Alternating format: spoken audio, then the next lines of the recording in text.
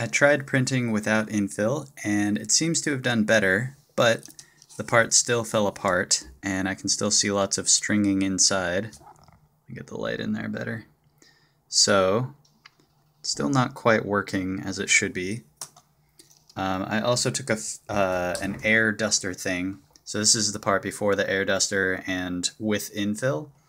And this is the part after the air duster and without infill. I took the can of air and I came in this way and I just blew through the fan. And it actually spun up so much that it powered up the LCD. And I blew in from the other side as well.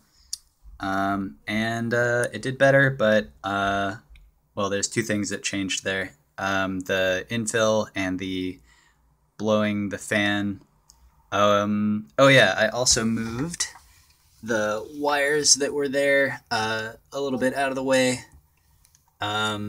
These wires here, but that appears to not quite have fixed it. It did do better, though, I think. So, that's it.